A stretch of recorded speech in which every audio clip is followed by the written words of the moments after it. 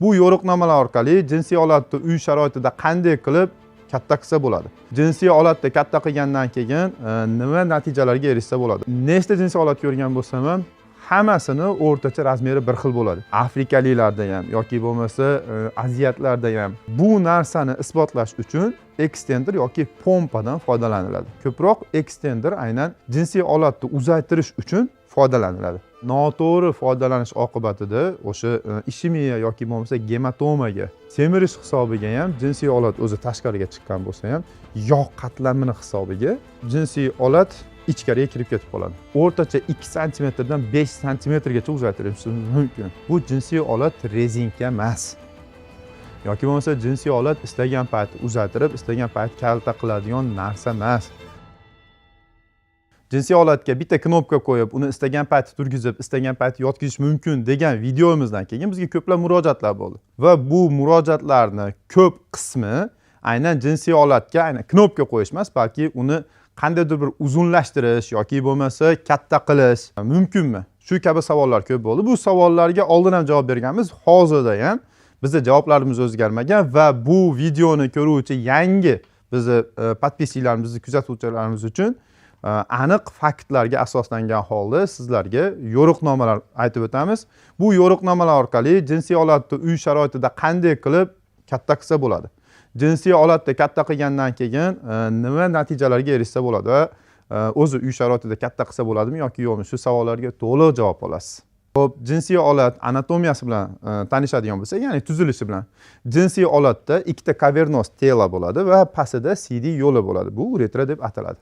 Shu kavernos tanaga, bu kavernos tanani osonroq tushunishlar uchun bu muskul, ya'ni go'sht, o'zbekcha qilib aytganda, faqatgina bu go'sht odatdagidek qattiq go'sht emas, balki ichi g'ovak bo'ladi. Bu xuddi gubkaga o'xshaydi, machalkaga o'xshaydi. Jinsiy olatni ichiga, o'sha kavernos telani ichiga qon to'lishini hisobiga jinsiy olatda ereksiya hosil bo'ladi. Va shu qonni qaytib chiqib ketishi hisobiga ereksiya qaytadi, ya'ni jinsiy olat yotadi. Xo'p, nima uchun buni aytyapman? Chunki har bitta narsani bilishdan oldin albatta uni tuzilishi bilan tanishib chiqish kerak bo'ladi. Xo'p, bundan tashqari hozir aytganimdek, jinsiy olatda yana nervlar, qon tomirlari, xo'p, o'zini silistay o'sha silliq qavatlari, bundan tashqari uretra, ya'ni CD yo'li va albatta teri mavjud. Terini har qancha bo'lsa tortish mumkin, ya'ni jinsiy olat terisi baribir biz o'zbeklarda sunnat qilingan holatda ham ozroq teri qo'shimcha qo'yib ketiladi. Ya'ni uni har qancha bo'lsa tortish mumkin, faqat jinsiy olatni o'zini yo'q narsani bor qilib tortib olishda ilojisi yo'q. Bunda jinsiy olatni faqatgina o'zini bor qismini tashqariga chiqarish mumkin. Professor Gamidov shunday chiroyli gapi bor edi. Men nechta shu jinsiy olatni kattalashtiradigan boshqa yoki jinsiy olatdagi boshqa operatsiyalar qilganimda, nechta jinsiy olat ko'rgan bo'lsam ham, hammasini o'rtacha razmeri bir xil bo'ladi. Ya'ni o'sha afrikaliklarda ham yoki bo'lmasa aziyatlarda ham kichkina bo'ladigan bo'lsa ham, farqi faqat shunda bo'ladiki, jinsiy olat bitta uzun tana hisoblanadi. Buni ichki va tashqi qismi bor. Bu o'rta deydigan bo'lsak, agar tashqi qismi tashqariga osilib chiqqan bo'lsa, bu ichki qismi kaltaroq bo'ladi. Agar bu ichkarida ko'proq bo'ladigan bo'lsa, tashqi qismi kaltaroq bo'ladi. Ya'ni buni umumiy o'sha muskul qavati hamma odamda deyarli bir-biriga yaqin bo'ladi. Endi jinsiy olatni uzaytirish uchun bo'lsa, aynan o'sha ichkarida ko'proq qolib ketgan bo'lsa, shu ichkari qismini operatsiya yo'li bilan tashqariga olib chiqish mumkin. Xo'p, bundan tashqari biz bilamiz, hamma narsani cho'zib turib, buni uzaytirish mumkin bo'ladi. Misol uchun, adashmasam, qaysidir shu urologiya bo'yicha professor aytgan edi, Afrika qit'alarida ayollar doimiy ravishda bo'ynilariga shunaqa kalsiy, tillali yoki bo'lmasa shu metal kalsiy taqib yuradilar. Va natijada doimiy o'sha kalsiy taqish natijasida ularning bo'yni bir necha santimetrga uzayib ketishi mumkin. Buni ko'pchilik ko'rgan. Xuddi shunga o'xshab turib ham jinsiy olatni doimiy ravishda tortib tursa, demak uni uzaytirish mumkin ekan degan taxminlar kelib chiqqan. Bu teoriya hisoblanadi va bu narsani isbotlash uchun ekstender yoki pompadan foydalaniladi. Ko'proq ekstender aynan jinsiy olatni uzaytirish uchun foydalaniladi. Bu qanday ishlatiladi? Ekstender shunday moslamaki, hozir aytganimizdek, jinsiy olatni bosh qismidan ushlanadi va tanaga tortishgan holatda jinsiy holatda maksimal tashqariga tortiladi. Maksimal tashqariga tortish vaqtida bir necha qoidalarga albatta amal qilish kerak bo'ladi. Extender ishlaydi haqiqatda. Buni ishlashi uchun bo'lsa, bu extenderda inson o'zi uyg'oqlik paytida bir sutkada eng kami 5-6 soat mobaynida shu jinsiy holatda tortgan holatda bo'lish kerak. Tasavvur qilyapsizlar, jinsiy holat shu shitoningiz ichida extender taqib qo'ygansizda 5-6 soatgacha tashqariga tortilgan holatda bo'lish kerak. Bundan tashqari buni yana bir minuslari bor.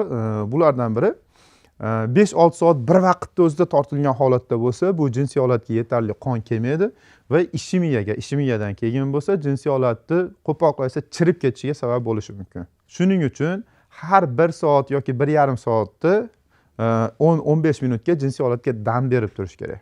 Ya'ni qon yaxshi aylanib olishi uchun. Xo'p, va bu protsedura, ya'ni bu amaliyot eng kamida 5-6 oy qilinganda o'rtacha 1 santimetrdan 3 santimetrgacha effekt berishi mumkin.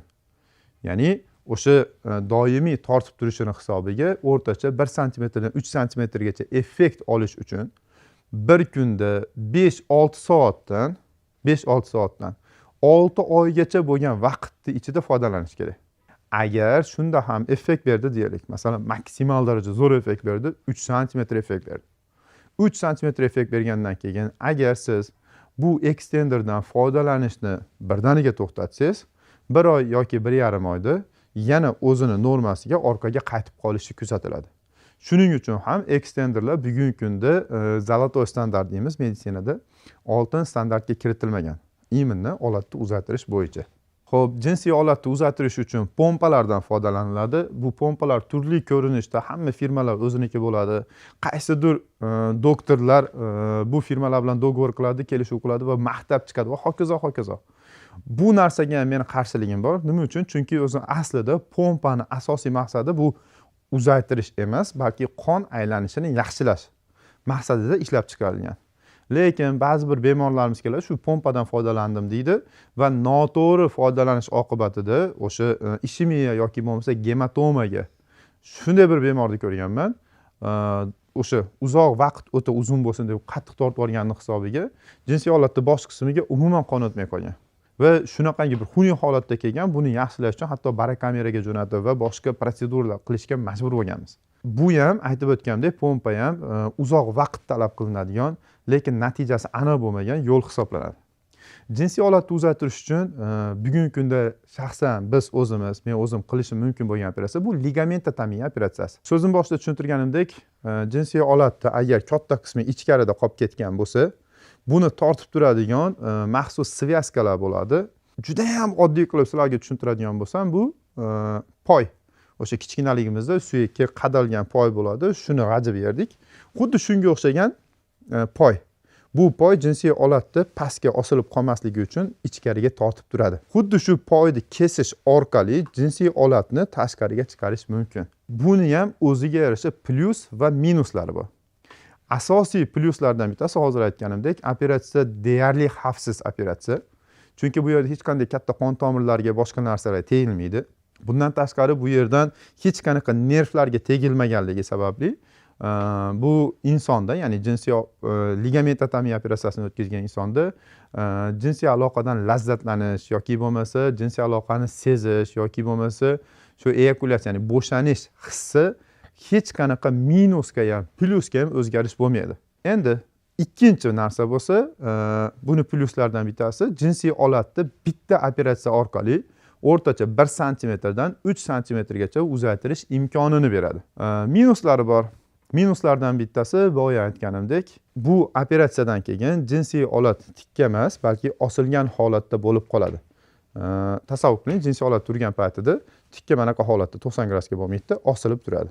Va ba'zi bir bemorlarimiz aytishi bo'yicha bu estetik bir qandaydir chiroyli holatda bo'lmaydi. Xo'p, minuslardan yana bittasi jinsiy holat osilib turgan holatida, ya'ni ligamentotomiyadan keyin kerakli protseduralar qilinmasa, bu yana orqaga qaytib qolishi mumkin yoki bo'lmasa, agar bu o'sha svyaska aytgan svyakamiz 1 santimetr atrofida bo'lsa, 1 santimetr, agar bu 3 santimetr bo'ladigan bo'lsa, 3 santimetr effekt beradi. Ya'ni effekti bir ba'zi bir yoshlarda tili bilan aytganda 9 santimetr lansani 20 santimetr qilib yuborishni ilojisi yo'q. Buni o'zini определённый chegarasi bor. Jinsiy olatni uzaytirish yo'llaridan yana bittasi, hozir bugungi kunda ko'p uchrayotgan narsa bu ojireniya hisoblanadi. Ya'ni erkaklarda semirish. Semirish hisobiga ham jinsiy olat o'zi tashqariga chiqqan bo'lsa ham, yog' qatlamini hisobiga jinsiy olat ichkariga kirib ketib qoladi. Va bunday holatlarda biz nijniy abdominoplastika, ya'ni qovuq sohasidagi yog'ni olib, u semirishni orqaga qaytarishimiz hisobiga va bir vaqtda agar ligamentotamiya qiladigan bo'lsak, juda ham zo'r natijalarga erishishimiz mumkin. Shu yerda savol bo'ladigan asosiy savollardan biri o'zi jinsiy olatni kimlarga katta qilish kerak, ya'ni uzaytirish kerak. Bu narsa ko'proq individual hal qilinadi. Aniq kategoriyalari yo'q, lekin bitta narsani bilishimiz kerak. Mikropenis degan kasallik bor. Mikropenis degani bu kichkina jinsiy olat. Agar jinsiy olat ereksiya payti, ya'ni turgan paytida 7 santimetr va undan kichkina bo'lsa, bu mikropenis deyiladi. Xo'p, agar jinsiy olat 7 santimetr bilan 10 santimetrda o'rtasida bo'ladigan bo'lsa, bu kichik jinsiy olat bo'ladi. Agar jinsiy olat 12 santimetr bilan 15 santimetrda o'rtasida bo'lsa, turgan, ya'ni ereksiya paytida, bu bizni O'rta Osiyo xalqlari uchun o'rta statistik razmer hisoblanadi. O'rta statistik razmer qanday kelib chiqadi? Bir necha ming insonlarda yoki bir necha yuz insonlarda, xo'p, tekshiruvlarda ularda o'rtacha razmerlari hammasi hisoblanadi. Masalan, 100 ta odamni oladigan bo'lsa, 100 ta odamda kimdadir 12, kimdadir 17.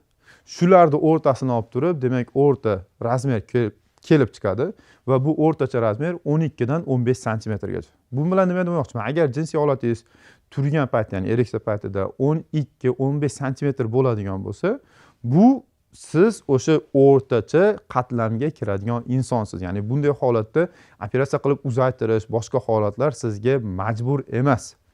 Xo'p, agar jinsiy olat hozir aytganimizdek qandaydir bir kasalliklar yo boshqa sababiga ko'ra 10 santimetr va undan kam bo'ladigan bo'lsa, bu yerda albatta bemorning xohishi birinchi o'rinda. Ikkinchi o'rinda bemorning psixologik holati hisobga olingan holatda biz jinsiy olatni uzaytirib berishimiz mumkin. Jinsiy olatni necha santimetrga uzaytirish mumkin? Hozir aytganimdek, agar yog' qatlami bo'lsa, ya'ni semiz insonlarda jinsiy olatda ham nijniy abdominoplastika, ham ligamentotamiya operatsiya qilganimizda o'rtacha 2 santimetrdan 5 santimetrgacha uzaytirishimiz mumkin. Xo'p, yaqinda shunday bir bemor kelgan, 93 yo 94-yil adashmasam. Endi tug'ma nuqson bo'lgan, ikkala moyaklar tepada bo'lgan, keyinchalik ular tushirilgan, yoshi katta bo'lganda, kriptarxizm deyiladi bu kasallik. Xo'p, tushirilgan, moyaklar tushirilgandan keyin yaxshi rivojlanmagan va natijada moyaklar juda ham kichkina, deyarli yo'q holatga kelib qolgan. Bu bemorda testosteron yetishmovchiligi hisobiga jinsiy olat ham yaxshi rivojlanmagan, mikropenis bo'lib qolgan. Bemorda o'sha operatsiyadan oldin ereksiya paytida jinsiy olatning razmeri 7 santimetrni tashkil qilgan. Xo'p, operatsiya qildik. Bemor ozroq o'zini yog'i bo'lgani uchun, o'sha organizmda testosteron yetishmovchiligi bo'lgani uchun o'zida shu semirish bo'lgan, ayollarga xos semirish. Xo'p, yog' qatlamini oldik va ligamentotamiya operatsiyasini o'tkazdik. Bemorda operatsiyadan keyin o'lchaganimizda bo'lsa, jinsiy olat 12 santimetrni tashkil qildi. Bu juda ham yaxshi natija hisoblanadi. Xo'p, operatsiyadan keyin bemor o'zi ham ko'rdi. Ochig'i bugunda o'zida mana konsultatsiyaga kelib ketdi. So'raganimizda qalay deganimda juda ham xursandligini aytdi. Chunki bemor hozir aytganimdek 93 va 94-yil shu paytgacha uylanmagan. Sababi qo'rquvda bo'lgan. O'zini jinsiy olati kichkinaligidan qo'rquvda bo'lgan. Va aynan bunday bemorlarga biz operatsiya o'tkazganimizda haqiqatda juda ham sezilarli natijalarga erishamiz. Endi shunday bir yoshlar, odatda yoshlar shunaqa keladi. Yosh kattalarda odatda bunday savollar bo'lmaydi. Shunday savol bilan aytadi. Jinsiy olatim turgan paytda 10 santimetr, 15 santimetr, buni 20 santimetr qilmoqchiman. Bu jinsiy olat rezinka emas. Yoki bo'lmasa jinsiy olat istagan payt uzaytirib, istagan payt kalta qiladigan narsa emas. Jinsiy olatda o'zini anatomik strukturasi bor. Bu operatsiyalarni o'tkazish uchun o'zini pokazani, ya'ni ko'rsatmalari bor. To'g'ri, ko'rsatmalarning ichida bu bemorning xohishi degan joyi ham bor, lekin bu degani har bitta kelgan patsientga, har bitta kelgan bemorga biz jinsiy olatni uzaytirib beradigan operatsiya qilamiz degani emas. avvalo bemor bilan o'tirib individualni bir necha soatlar kerak bo'lsa vaqt ketadi, o'tirib maslahatlashib, bundan keyin bemorga bu operatsiya zarurmi yoki zarur emasmi shu aniqlanadi va shundan keyingina biz bemorga yordam berishimiz mumkin. Agar sizda jinsiy olat, masalan deylik, jinsiy olat ereksiya paytida turgan paytida 12 yoki 13 sm bo'lsa va sizni o'zingizni ichingizda, qalbingizda xo'p, bundan sizni ayolingiz qoniqmayotganini his qilsangiz yoki bo'lmasa sizni o'zingiz bundan qoniqmayotganingizni his qiladigan bo'lsangiz, bunday holda men sizga jinsiy olatni uzaytirish emas, balki jinsiy olatni qalinlashtirishni maslahat beraman. Agar jinsiy olatni qanday qilib qalinlashtirish sizga qiziq bo'lsa, unda keyingi videolar ko'ring. Albatta bu haqida to'liq mavzuda yoritib ketamiz.